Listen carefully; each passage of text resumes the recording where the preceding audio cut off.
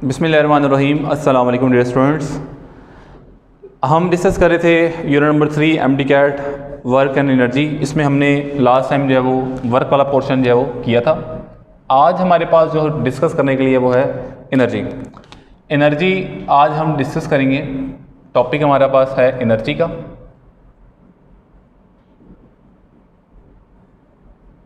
Energy को simply अगर हम डिफाइन करें तो किसी भी बॉडी के काम करने की सलाहियत, ability of a body to do work,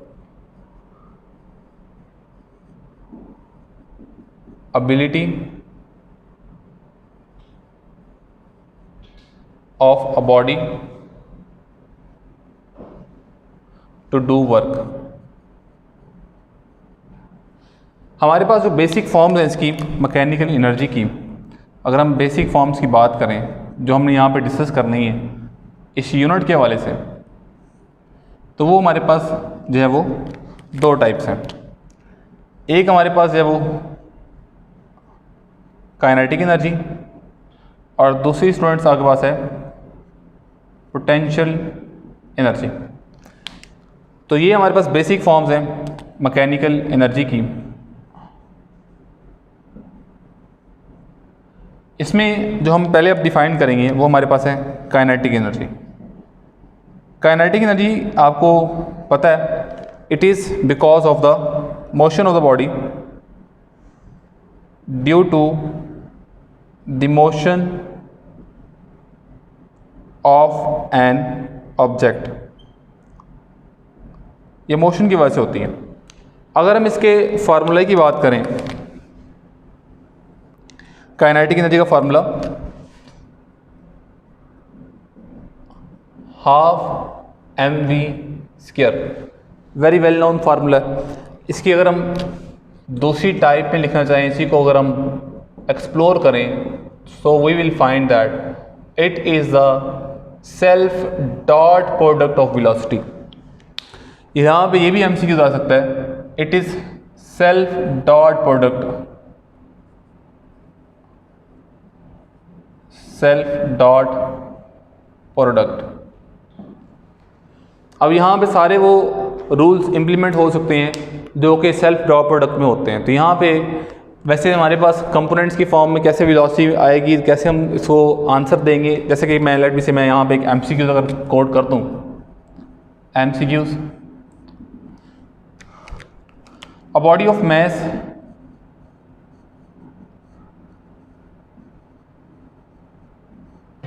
ten kg is moving with velocity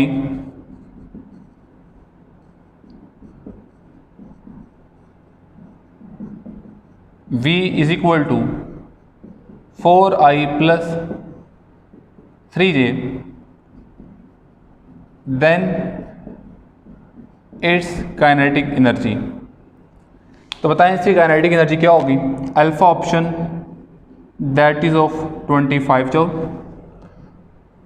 beta option that is of 125 joule, Charlie option that is 625 joule, delta option that is 225 joule. ये सारे हमारे पास ऑप्शन है। अब इसमें वेलोसिटी वेक्टर में दी हुई है, इसमें परेशान होने की जरूरत नहीं है। सिंपली इसका मैग्नीट्यूड अगर लें आप, तो इसका मैग्नीट्यूड आपके पास कितना आएगा, इसका मैग्नीट्यूड डायरेक्ट आपके पास आएगा 5, क्योंकि ये बड़ा वेल नोन एम जो है वो वेक्टर है 4 + 3 वाला। इसके कंपोनेंट लेंगे तो ये 5 आ जाएगा। तो अब आप काइनेटिक एनर्जी अगर कैलकुलेट करें तो हाफ एम वी स्क्वायर, हमने मैग्नीट्यूड ले लिया दैट इज़ 5 का स्क्वायर, मैस 10 है मल्टीप्लाई बाय 5 का स्क्वायर 25, ये कट जाएगा 5 × 125 that is 120, 5 × 25 125 joule is the correct option that is of beta. अगर हम इससे नेक्स्ट एक और चीज़ बड़ी इंपॉर्टेंट जो चैप्टर नंबर 3 में आई थी हमारे पास यूनिट 2 में, मैंने आपको कहा था कि हम इसको एनर्जी वाले यूनिट में जाके डिस्कस करेंगे, वो था relation between kinetic energy and momentum. Relation between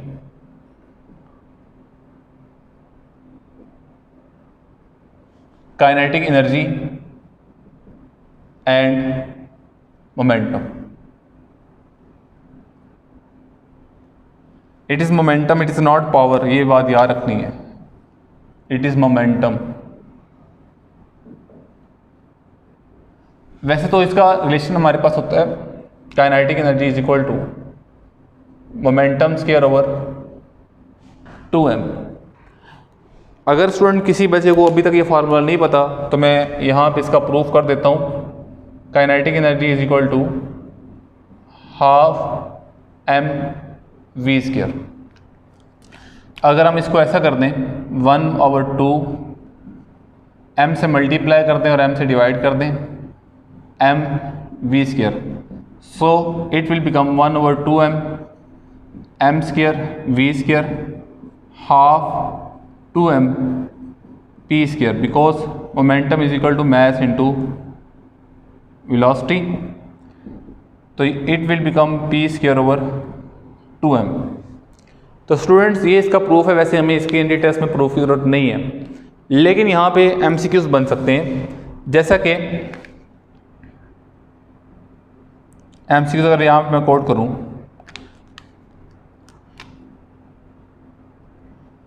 a body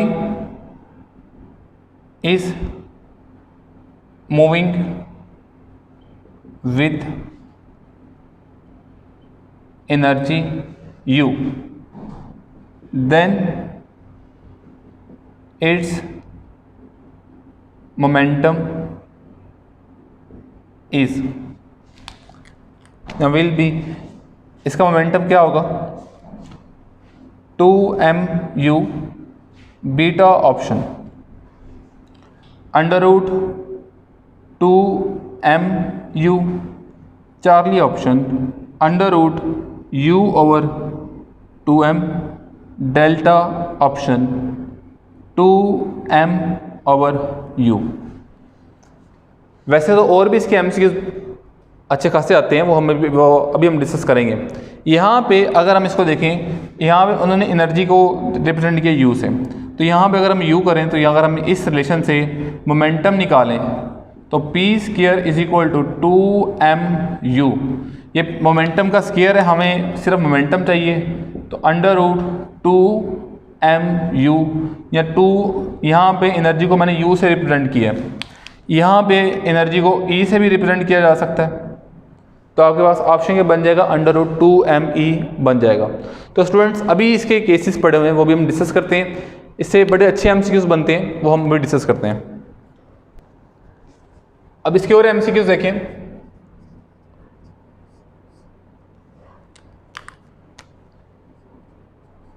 if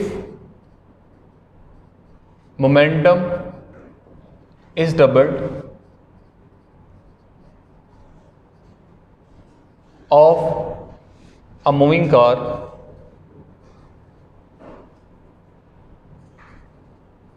then its kinetic energy।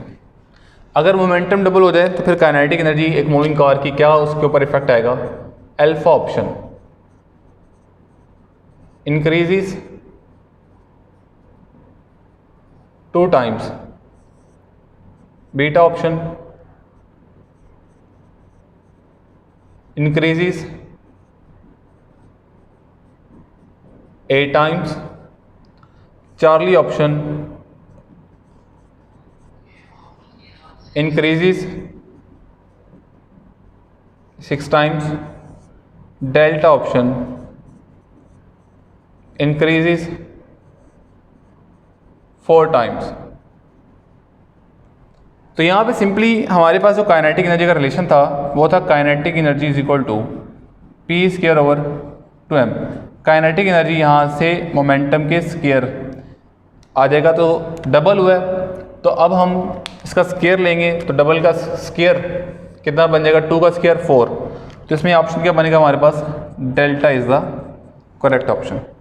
एक और सिंपल सा MCQ अगर हम करें यहाँ पे, इसका आंसर भी आप लोग खुद देंगे। if both mass and velocity are doubled of a moving car, या मूविंग ऑब्जेक्ट कर लें आप, moving object, then its kinetic energy. Option आपके पास सेम यही है, हमने बोथ मैस एंड वेलोसिटी है वो डबल कर दी है, तो काइनेटिक एनर्जी पे क्या इफेक्ट पड़ेगा, ऑप्शन सेम है। इसमें से आपने अल्फा बीटा चार्ली डेल्टा में से कोई ऑप्शन चूज़ करके बताना है। नेक्स्ट, इसमें से बड़ी, मैंने अभी बताया था मोमेंटम का हमारे पास रिलेशन बड़ा स्ट्रॉन्गली बड़े अच्छे एमसीक्यूज देता है, तो उसकी कुछ कंडीशंस हैं, वो हम कंडीशन यहाँ पे डिस्कस करते हैं, फिर उनके एमसीक्यूज भी हम डिस्कस करते हैं। फर्स्ट ऑफ ऑल तो हम यहाँ पे कंडीशन को डिस्कस करते हैं। अगर हमारे पास number 1, if m is equal to constant, अगर m कॉन्स्टेंट होगा, मैस कॉन्स्टेंट होगा बॉडी का, तो याद रखें काइनेटिक एनर्जी का मोमेंटम के स्क्वायर के साथ डायरेक्ट रिलेशन है। ये भी हम डिस्कस करेंगे कहाँ कहाँ हमने यूज़ करना है। अगर हमारे पास दो ऑब्जेक्ट दिए जाएं, उनका कंपैरिजन बताया जाए, तो kinetic energy of 1, kinetic energy of 2 direct find करेगा, फार्मूला क्या होगा, P1 square over P2 square. तो ये फार्मूला ही हम यूज़ करेंगे। फार्मूला यूज़ करेंगे तो हमारे पास यहाँ से अगर दो ऑब्जेक्ट का मास सेम है और उनके मोमेंटम की रेशो दी गई है और हमने उनकी काइनेटिक एनर्जी फाइंड करनी है, तो फिर हम यहाँ से कर सकते हैं। Second condition, number 2, if momentum is equal to constant. याद रखें हमारे पास जो इक्वेशन थी उसमें हमारे पास 3 क्वांटिटीज़ हैं, kinetic energy, momentum and mass. अब हम 1 बाय 1 एक एक क्वांटिटी को जो है वो कांस्टेंट करके दो क्वांटिटीज़ के दरमियान रिलेशन निकाल रहे हैं। तो जब मोमेंटम को कांस्टेंट रखेंगे तो याद रखें काइनेटिक एनर्जी का मैस के साथ जो है वो इन्वर्स रिलेशन है। और अगर हम दो ऑब्जेक्ट्स की बात कंपेयर जब हम करेंगे तो kinetic energy of 1, kinetic energy of 2 is equal to m2 over m1, जो कि इन्वर्स रिलेशन था।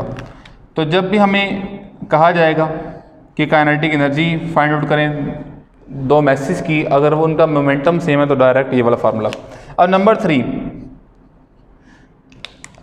अब अगर काइनेटिक एनर्जी जो है वो कांस्टेंट हो, दोनों ऑब्जेक्ट्स की काइनेटिक एनर्जी सेम हो, if kinetic energy is equal to constant, तो फिर अब रिलेशन किस में दरमियान बना है, मैस और मोमेंटम के दरमियान।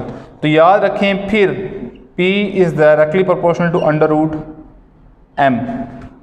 और अगर दो मैसेज की बात करें P1 P2 is equal to under root m1 over m2। तो हम ये वाला रिलेशन जो है वो स्टूडेंट्स यूटिलाइज करेंगे। यहाँ पे अब इनसे रिलेटेड हम MCQs को डिस्कस करते हैं, इन तीनों फार्मूले को सामने रखते हुए। फर्स्ट MCQs है हमारे पास, फर्स्ट MCQs के अंदर ही मैं आपको दो MCQs जो है वो डिस्कस करवा दूंगा। लेट मी से हमारे पास दो बॉल्स मूव कर रही हैं, a heavy and light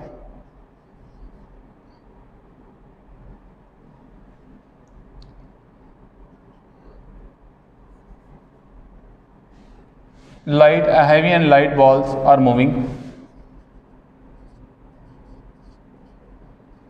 condition लगाते हैं कोई भी with same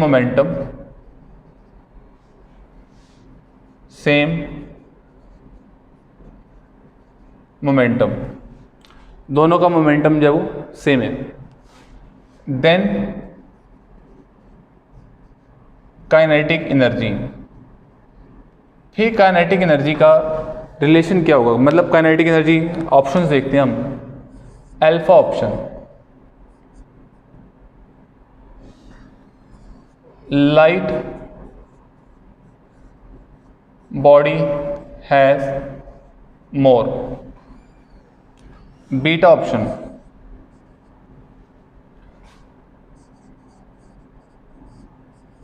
heavy body has more. Charlie option, both have same kinetic energy. Delta option, can not be predicted. तो स्टूडेंट्स ये हमारे पास ऑप्शन है। अब केस जो है वो क्या है, मोमेंटम क्या है, कांस्टेंट। काइनेटिक एनर्जी का मास के साथ क्या रिलेशन है, इनवर्स। ऑप्शन हमारे पास गिवन है किसकी काइनेटिक एनर्जी ज़्यादा होगी, दोनों मोर में, लेस में भी हो सकते हैं।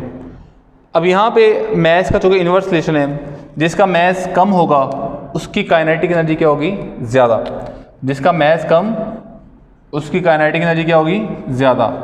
सो मास लाइट बॉडी का कम है तो काइनेटिक एनर्जी क्या होगी, लाइट बॉडी की ज़्यादा होगी। अब यहाँ पे हम एक और रिलेशन फाइंड आउट करते हैं। अगर हमें ये कहा जाता है यहाँ पे इस जगह मोमेंटम की जगह, इसी में सेकंड एमसीक्यू, कि दोनों की काइनेटिक एनर्जी सेम है, लाइट और हैवी बॉल दोनों की काइनेटिक एनर्जी क्या है, सेम। बताएं फिर मोमेंटम का क्या रिलेशन होगा, व्हाट अबाउट मोमेंटम। अब केस कौन सा यहाँ पे फॉलो होगा, ये वाला। काइनेटिक एनर्जी क्या है, कांस्टेंट। मोमेंटम का मास के स्क्वायर रूट के साथ क्या रिलेशन है, डायरेक्ट। तो फिर जिसका मास ज़्यादा उसका मोमेंटम भी क्या होगा, ज़्यादा। तो यहाँ पे फिर हमारे पास इस एमसीक्यूज़ के लिए ऑप्शन कौन सा बन जाता, बीटा। यहाँ पे हम एक और चीज़ जो है वो फर्दर यहाँ पे डिस्कस करते हैं स्टूडेंट्स। इसी तरह से यही एमसीक्यूज़ अगर मैं एक और बड़े वेल नोन एमसीक्यूज़ हैं, A car and truck are moving with same momentum, then alpha option, kinetic energy of car is greater than kinetic energy of truck. Beta option, kinetic energy of car is less than kinetic energy of truck. Charlie option, kinetic energy of car is equivalent to kinetic energy of truck. Delta option, kinetic energy of car is less than or equal to kinetic energy of truck. ये आपके पास option है। अब जारी बात है, ये light body है, truck जो है वो हैवी है, दोनों का मोमेंटम सेम है, तो कार की काइनेटिक एनर्जी क्या होगी, ज़्यादा। तो यहाँ पे अल्फा ऑप्शन जो है वो ठीक है। इस तरह से अगर हमें मैथ्स गिवन हो कि मैथ्स हमारे पास गिवन दे दिया जाए, एमसीक्यूज़ अगर हम देखते हैं,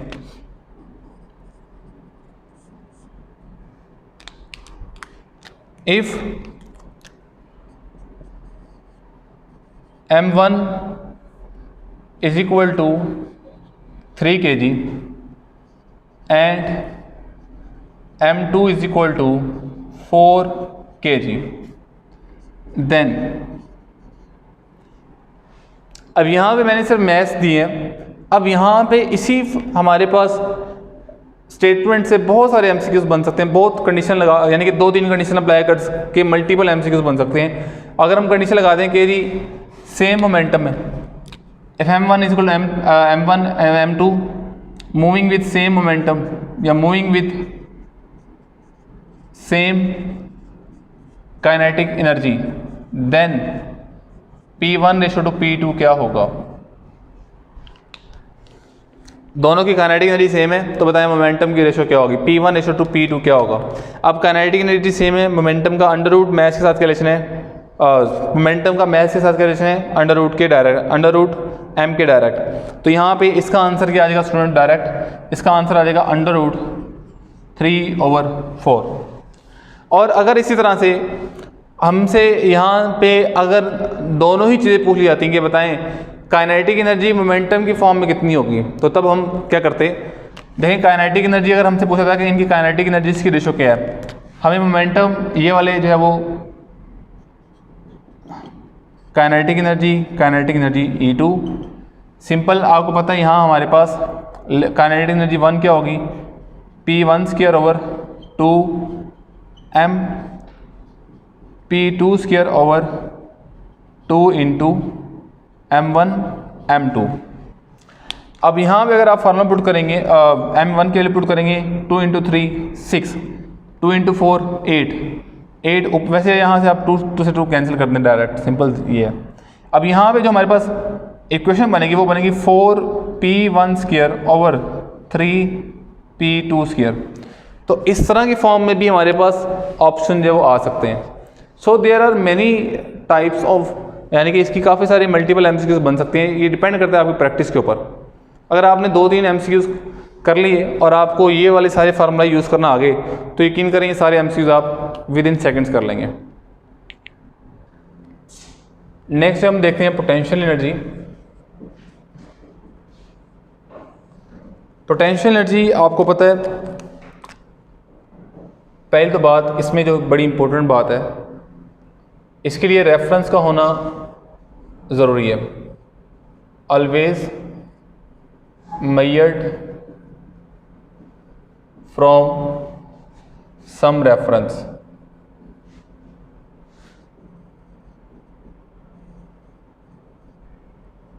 उसकी मैं अभी एग्जांपल भी देता हूँ। हमारे पास बुक में एक शॉर्ट क्वेश्चन भी है, always measured from some reference, energy of a body in a force field not by main force।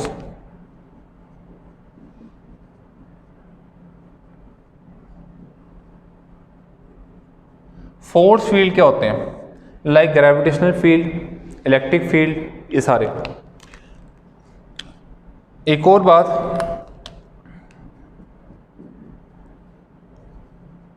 Energy of a body due to change in position in force field. यहाँ पे अगर हम इसके फार्मूलाइज की बात करें तो फार्मूला ही आपको बड़े सिंपल आप लोगों को याद होंगे। रिकॉल कर लेते हैं हम इनके, इसके फार्मूलाई। एक बड़ा पहले तो gravitational potential energy that is equal to mgh। उसके बाद elastic potential energy, elastic potential energy that is equal to half kx²। Electric potential energy, electric potential energy that is equal to potential multiply by charge. Potential multiply by charge. फिर इसके आप types भी कह सकते हैं, formula ही या फिर इसकी टाइप्स। उसके बाद इसके केसेस, पोटेंशियल एनर्जी इंक्रीज कब होगी, डिक्रीज कब होगी, केसेस। पोटेंशियल एनर्जी इंक्रीजेस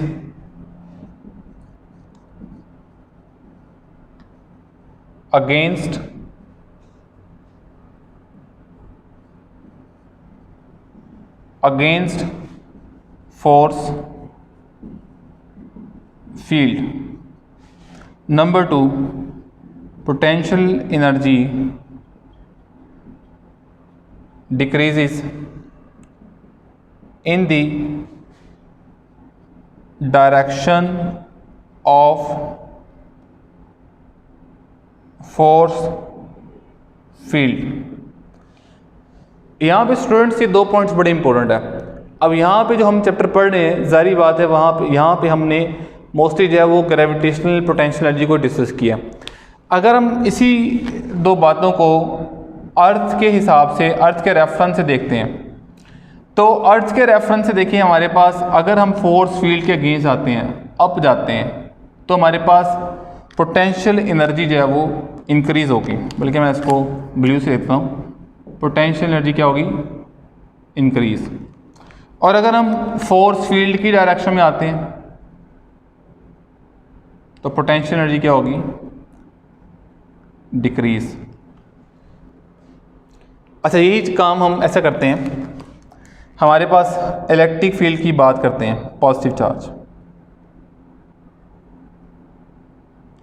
एक यहाँ पे बड़ी एक वर्ड हमारी बुक में यूज़ हुआ है, कॉन्स्ट्रेंड सिचुएशन या कॉन्स्ट्रेंड फील्ड का वर्ड बुक में यूज़ हुआ है। It is an energy of a body due to constrained field. यहाँ पे हम कॉन्स्ट्रेंड फील्ड मतलब कह लेंगे उस सिस्टम के अंदर कि चाहो यहाँ कितना उसके अंदर फोर्स, दोनों force of attraction, force of repulsion कैसे वेरी कर रही है। अगर देखिए मैं ये पॉजिटिव चार्ज है, अगर मैं एक टेस्ट चार्ज Q0 लेके आता हूँ और ये इसकी आपको पता है ये इसकी फील्ड लाइंस हैं, अब मैं इसको मूव करा रहा हूँ इसकी तरफ अगेंस्ट द फील्ड, तो आपको समझ आएगा इन दोनों के दरमियान रिपल्शन बढ़ेगा, इसकी पोटेंशियल एनर्जी बढ़ेगी। इस कंडीशन के अंदर इसमें ये सारी बातें ठीक है। अगर हम अगेंस्ट द फोर्स फील्ड जाएंगे सिस्टम की एनर्जी जो है वो बढ़ेगी, इसकी डायरेक्शन में जाएंगे तो एनर्जी कम होगी। यहाँ बड़ा इंपॉर्टेंट पॉइंट है, अगर नेगेटिव चार्ज होता, अगर यहाँ पे Q0 ना होता तो क्या फिर अगर हम एक नेगेटिव चार्ज को पॉजिटिव चार्ज के क्लोज लेके आएंगे तो क्या फिर ये 2 पॉइंट वैलिड करेंगे? नहीं करेंगे। तो ये आपने चीज़ याद रखनी है कि हमारे पास वो फील्ड कौन सा है और हमारे पास उसकी रीज़न क्या है। उसकी रीज़न ये है कि यहाँ पे जो फोर्स है वो सिर्फ ओनली अट्रैक्शन की है। यहाँ पे जो फोर्स है इलेक्ट्रोस्टैटिक फोर्स है वो अट्रैक्शन की भी हो सकती है और रिपल्शन की भी हो सकती है। तो यहाँ पे ये चीज़ आप लोग ने याद रखनी है कि इलेक्ट्रोस्टैटिक फोर्स जो है वो ग्रेविटेशनल फोर्स की तरह सिर्फ अट्रैक्टिव नहीं है, यहाँ पे ये रिपल्शन भी शो करती है। तो यहाँ पे अगर ये पॉजिटिव और नेगेटिव चार्जेस हों तो फिर ये पॉइंट वैलिड नहीं होंगे। एक बच्चे ने ग्रुप में मुझसे पूछा भी था, सर वर्क डन का बताएं कि वर्क डन अगर पॉजिटिव हो तो फिर एनर्जी पे क्या इफेक्ट पड़ेगा। तो मैंने इसको इसलिए एक्सप्लेन नहीं किया था। अभी मैं काइनेटिक एनर्जी वाला हमारे पास टॉपिक आएगा तो मैं इसमें ज़रूर बताऊंगा कि वर्क डन अगर पॉजिटिव हो तो फिर क्या काइनेटिक एनर्जी पे क्या इफेक्ट पड़ेगा, लेकिन ये पॉइंट बताना ज़रूरी था यहाँ पे। अब मुझे लगता है कि उस बच्ची का ये वाला कॉन्सेप्ट भी जो है वो क्लियर हो गया होगा। उसके बाद कुछ फैक्ट्स हैं, इससे रिलेटेड कुछ फैक्ट्स क्या हैं इसके।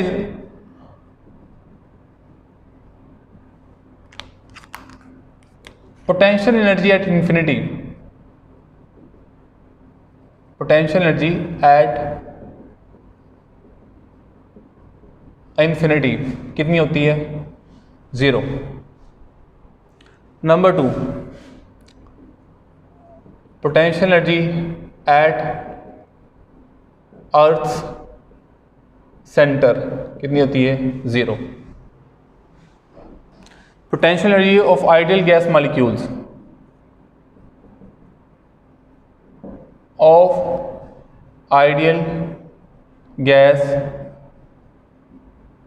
molecules 0 because there is no attraction between them. Number 4, potential energy is maximum at surface of अर्थ। तो ये कुछ फैक्ट्स हैं जो आप लोग याद रखेंगे। अब काइनेटिक एनर्जी की भी यहाँ पे बात कर लेते हैं, क्योंकि यहाँ पे ये पॉइंट आ गया था इसी वाला। तो यहाँ पे number 1, if work is positive, work done अगर पॉजिटिव होगा, then kinetic energy increases.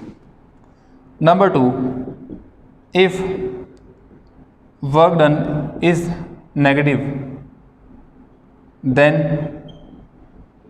kinetic energy decreases।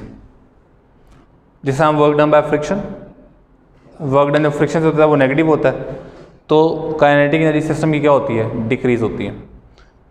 Work done bye cars engine क्या होता है? पॉजिटिव। काइनेटिक एनर्जी क्या होती है? उसकी इंक्रीज होती है।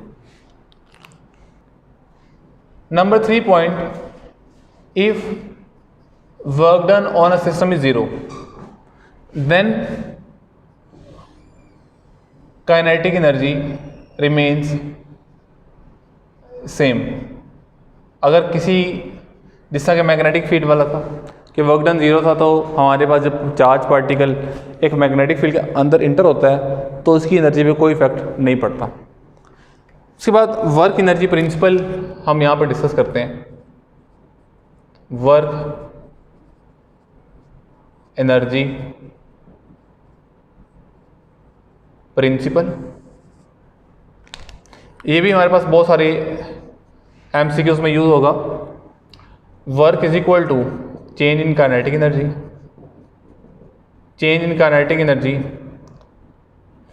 Half M V F square minus half M V I square, और यहाँ W जो है that is F D cos theta. यहाँ पे कॉस थीटा जहाँ पे आपके पास जो है वो यूज़ हो रहा हो फोर्स ऑफ फ्रिक्शन वगैरह, तो वहाँ पे हम इनको यूज़ करके आंसर निकालेंगे। Number 2 work is equal to also change in potential energy. उसके बाद हमारे पास एब्सोल्यूट पोटेंशियल एनर्जी को टॉपिक है बुक के अंदर। एब्सोल्यूट पोटेंशियल एनर्जी वाले टॉपिक में आपने जो है वो इसके फार्मूलाई जो है वो देखने हैं। फॉर आर्बिट्रेरी पॉइंट, अगर कोई भी पॉइंट अर्थ के पास आर्बिट्रेरी है, यहाँ तक लेके आना ऑब्जेक्ट, उसके लिए फार्मूला होगा U minus G M M over are.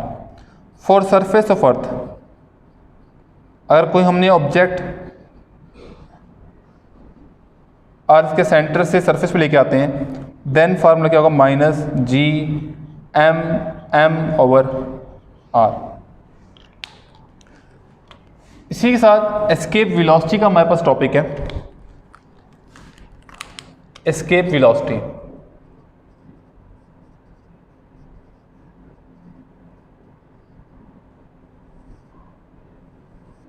Escape velocity यहाँ हमारे पास जो है वो v escape is equal to under root 2gm over r। यहाँ फिर v escape is equal to under root 2v orbital.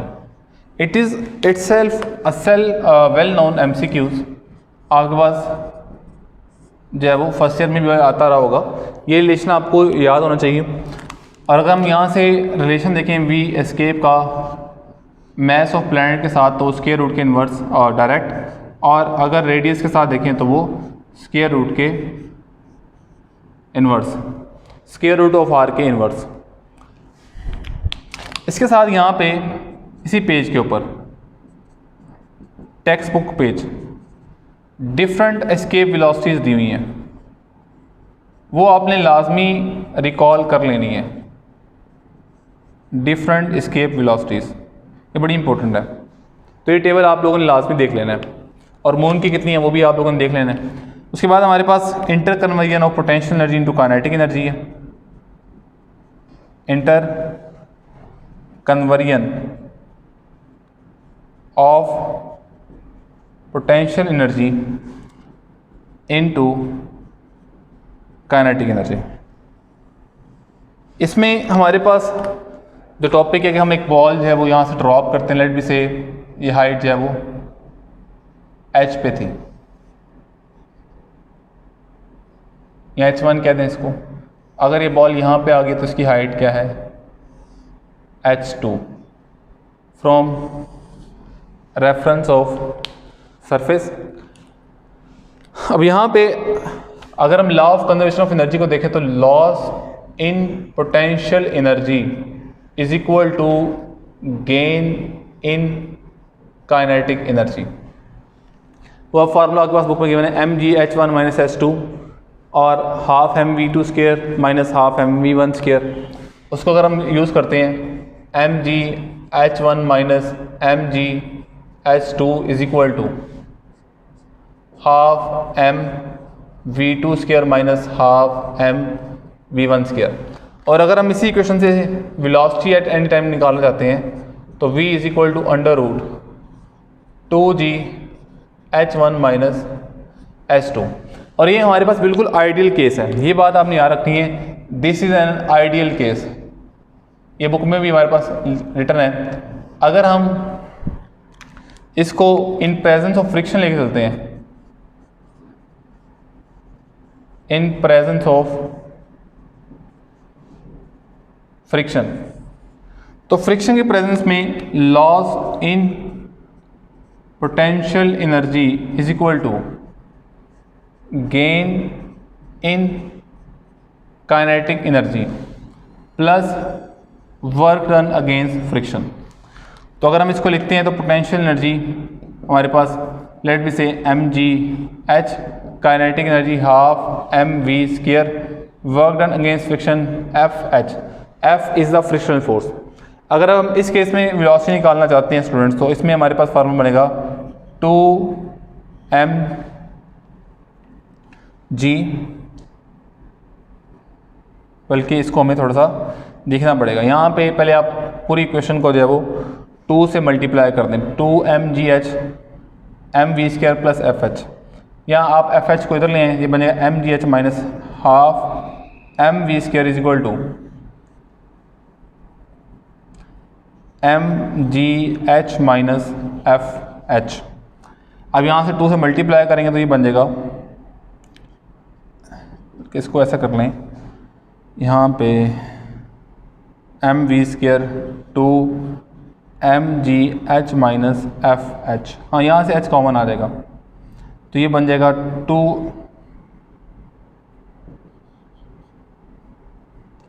2h v is equal to under root 2h mg minus f/m। तो ये अगर फ्रिक्शनल फोर्स होगी तो तब ये formula बन जाएगा। इसमें यहाँ पर एक बड़ी इंपॉर्टेंट बात, ग्राफ इनका आ जाता है हमारे पास। जब बॉल ऊपर है तो उसकी पोटेंशियल एनर्जी मैक्सिमम और काइनेटिक एनर्जी 0 है। तो इसका मतलब पोटेंशियल एनर्जी का ग्राफ जो है वो ऊपर से बिल्कुल स्ट्रेट नीचे जाएगा, it is of potential energy. और काइनेटिक एनर्जी का ग्राफ जो है वो यहाँ से इस तरह से स्ट्रेट जाएगा, this is of kinetic energy. What is about total energy? Total energy का ग्राफ जो है यहाँ पे पैरेलल टू एक्स एक्सिस होगा, because total energy remains constant in this case. तो ये ग्राफ भी हमारे पास आ जाते हैं। A ball is moving under the action of, a ball is falling freely, then it is total energy represented by the graph. आपके पास डिफरेंट ग्राफ दिए होंगे, आपने उनमें से एक ग्राफ चेक करना होगा। इस तरह से काइनेटिक एनर्जी और पोटेंशियल एनर्जी का ग्राफ भी पूछा जा सकता है इसमें से। अच्छा जी, इसके बाद आपके पास नॉन कन्वेंशनल एनर्जी सोर्सेज हैं। नॉन कन्वेंशनल एनर्जी सोर्सेज हैं। इस नॉन कन्वेंशनल एनर्जी सोर्सेज से पहले हमारे पास रिन्यूएबल और नॉन रिन्यूएबल एनर्जी सोर्सेज हैं, उनका टेबल जो है वो इसके जो बैक पेज है वहाँ पे दिए हुए हैं, वो आप लोगों ने देखने हैं। और यहाँ पे एक एग्जांपल दी गई है कि एक ईंट जो गिर रही है, उसकी जो है वेलोसिटी आपने स्पीड बतानी है आप लोगों ने, वो भी आप लोगों ने करनी है। और नॉन कन्वेंशनल एनर्जी सोर्सेज में आप लोगों ने जितना डाटा है, सॉल्टर डक्ट हो गई, डैम वाला पोर्शन हो गया, सोलर एनर्जी होगी, solar constant that is important 1.4 kilowatt per metre square, solar constant 1.4 kilowatt per metre square, this is unit of intensity, not base quantity, it is a derived quantity. इसके साथ जो है वो हमारी earth surface पे जो है वो कितनी आ रही है 1 किलोवाट पर मीटर स्क्वायर। हम जो है वो सोलर सेल्स से जो एनर्जी स्टोर करते हैं वो किस में करते हैं, ये आप बताएंगे रीडिंग करने के बाद। इस तरह से एक्विफर क्या होते हैं, ये सारी चीज़ें आप लोगों ने जो इंपॉर्टेंट है वो देख लेनी है।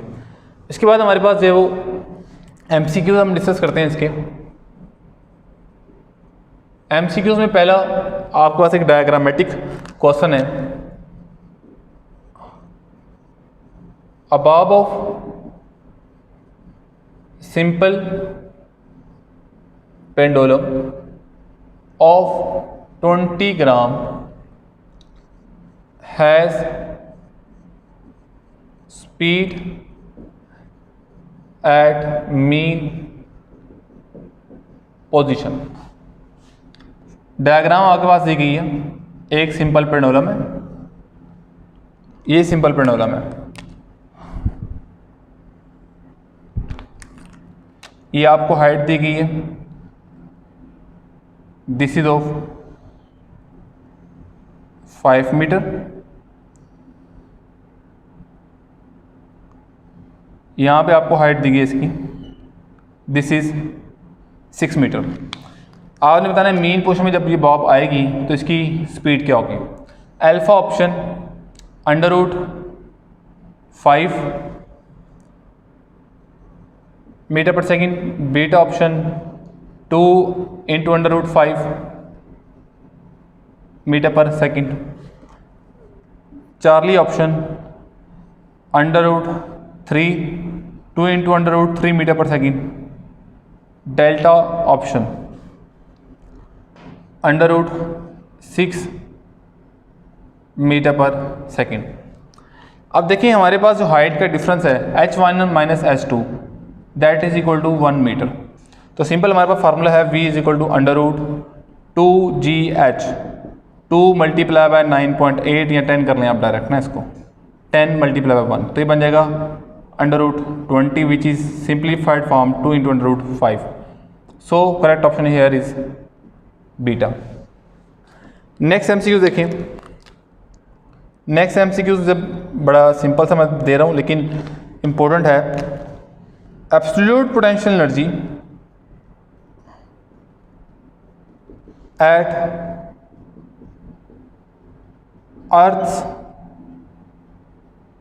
Surface is alpha option U G M over R, beta option U is equal to G M over small r, charlie option U is equal to -G M over small r, delta option U is equal to -G M over capital R। अब यहाँ पे MCQ बड़ा simple है लेकिन देखने में सारे option ठीक लगते हैं, लेकिन आपको पता है इसमें अर्थ सरफेस की बात हो रही है तो स्मॉल आर नहीं है कैपिटल आर आएगा, और आपको पता है यहाँ पे नेगेटिव का साइन जो है वो इम्पोर्टेंट है, so delta is the correct option. इस तरह से next MCQs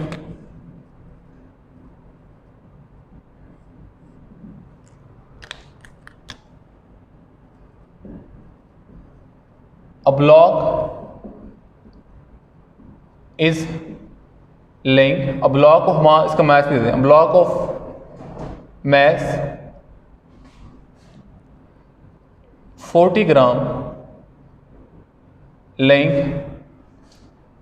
on a horizontal table, on a horizontal table of height 1 meter from surface is pushed by a constant force through 1/4 meter, then its potential energy changes by alpha option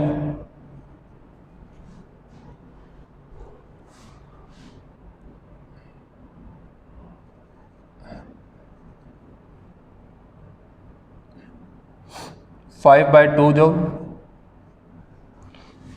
beta option 2/5 joule, Charlie option 10 joule, delta option 0 joule. पहले तो students इसमें इसी MCQ से मैं different statements जो है वो बना लूँगा, लेकिन जो करंट हमें गिवन है उसको पहले हम समझते हैं। तो कहते हैं जी हमारे पास एक सरफेस है, इसके ऊपर एक टेबल पड़ा हुआ है जिसकी हाइट जो है 1 मीटर है सरफेस से, यानी कि ये एक टेबल है, इसकी यहाँ से हाइट जो है वो 1 मीटर है।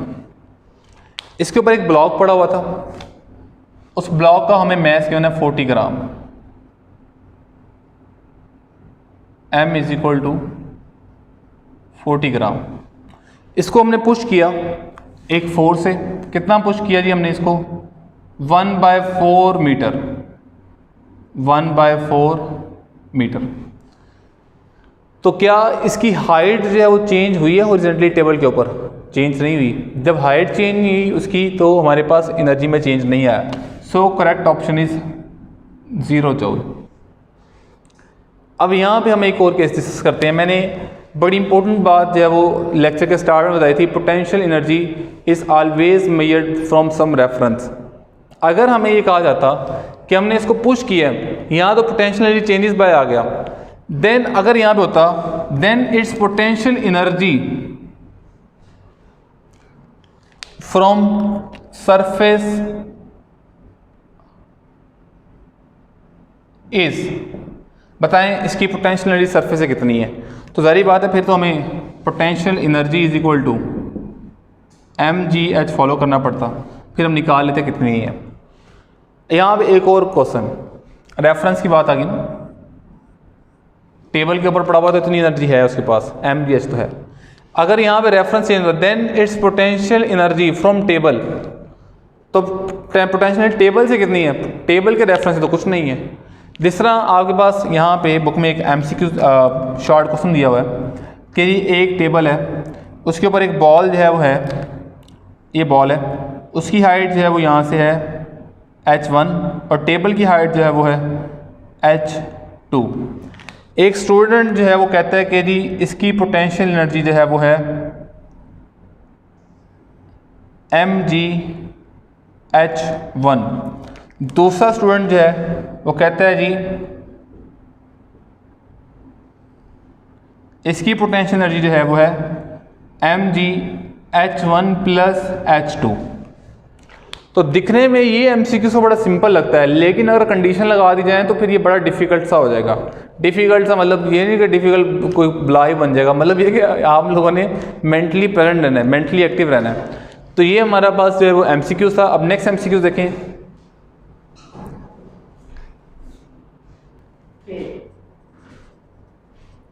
हाँ जी, नेक्स्ट MCQ देखें।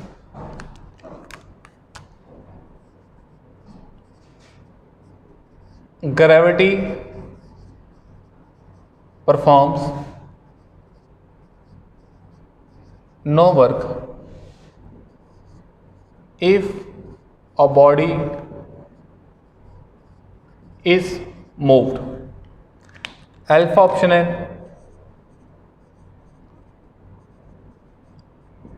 हॉरिजेंटली, बीटा ऑप्शन है वर्टिकली, चार्ली ऑप्शन है at 90 degree to horizontal, delta option है एट 60 डिग्री टू हॉरिजेंटल। तो आपने वो जो है वो ग्रेविटेशनल पोटेंशियल वाला टॉपिक पढ़ा हुआ है, work done by gravitational field वाला। तो हॉरिजेंटली कोई वर्क परफॉर्म नहीं होता, alpha is the correct option. इस हॉरिजेंटली को we can also write this at 90 degree to the vertical. तो वर्टिकल इस तरह से भी ऑप्शन जो है वो थोड़ा सा आपको कंफ्यूजन में आ सकता है कि at 90 degree to vertical, 90 degree to vertical horizontal ही होता है। नेक्स्ट MCQ ज़रा हम एक टेक्निकल से देखते हैं।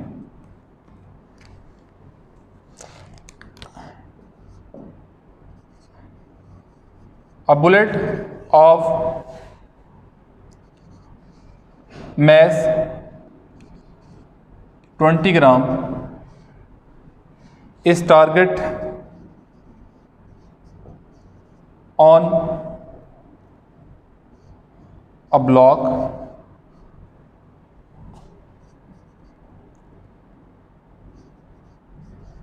and penetrates 8 centimeter into it if average resistance force offered by block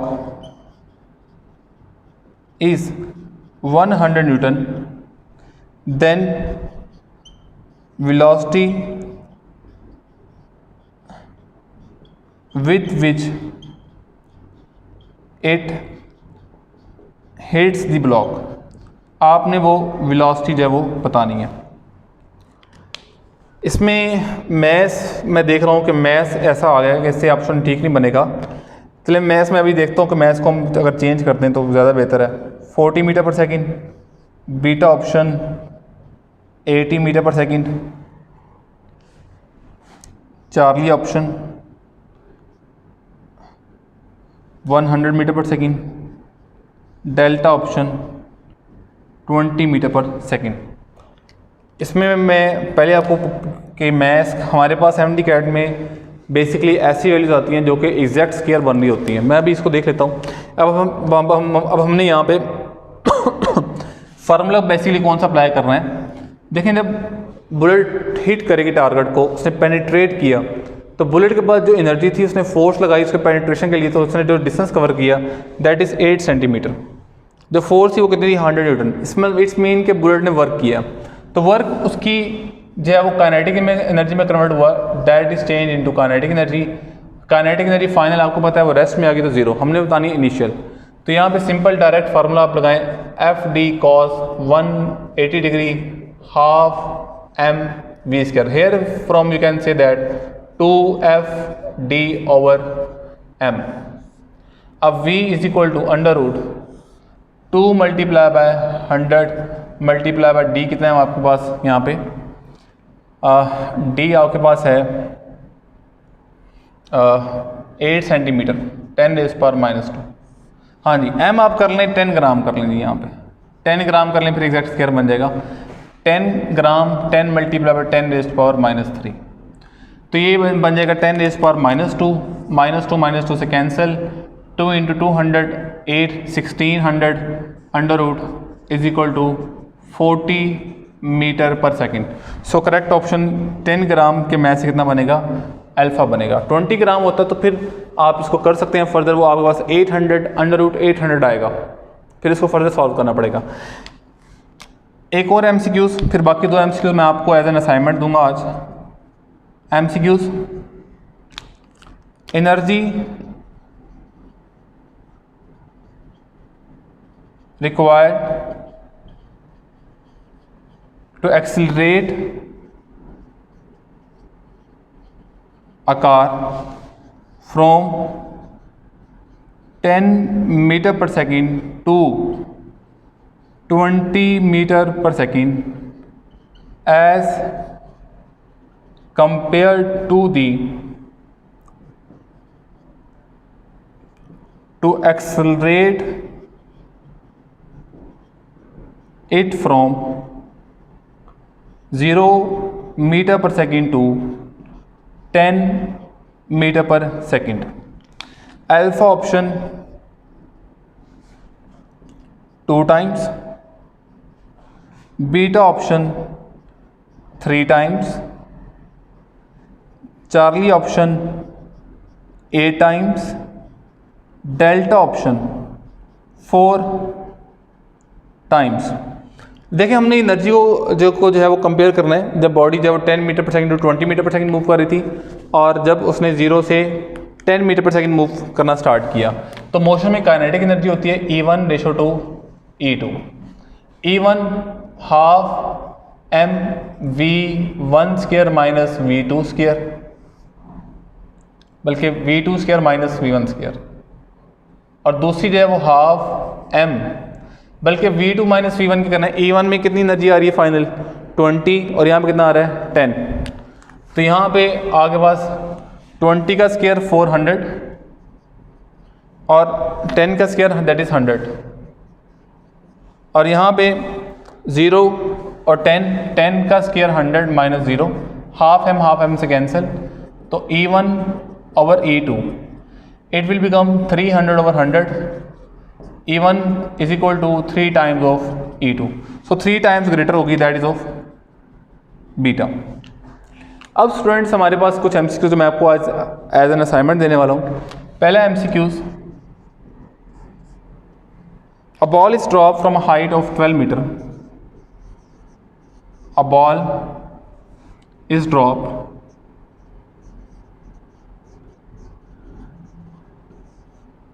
from height of 12 meter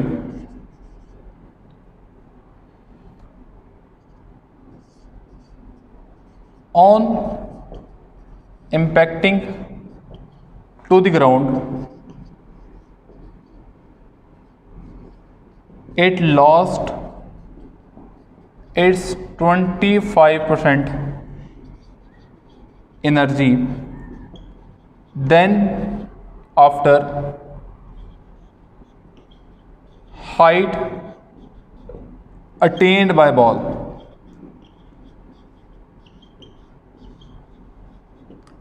alpha option 10 meter, beta option 9 meter, Charlie option 6 meter, delta option 8 metre. ये एक MCQ है जो आप लोग खुद करेंगे। अच्छा, एक और MCQ, अब उसके ऑप्शन आप लोग बस उसका डायरेक्ट ऑप्शन ही बताएं, आप ऑप्शन में नहीं दे रहा यहाँ पे। अ ball is throne upward with velocity v, a ball is throne upward with velocity v at what height its potential energy is equal to kinetic energy। इसके ऑप्शन किस फॉर्म में होंगे मैं वो बताता हूँ। इसमें ऑप्शन जो है वो आपके पास जो है वो v वेलोसिटी और g ग्रेविटेशनल एक्सेलरेशन की फॉर्म में होंगे। तो स्टूडेंट ये आप लोगों ने जो है वो फाइंड आउट करना है। सो ये था हमारा unit number 3 work and energy. और आप लोगों का जो है वो अभी टेस्ट का भी आप लोगों को बता दिया जाएगा कि फिजिक्स का यूनिट 2 का टेस्ट कब आ रहा है, और असाइनमेंट भी इंशाल्लाह आपको दे दी जाएगी। थैंक यू सो मच, अल्लाह हाफिज़।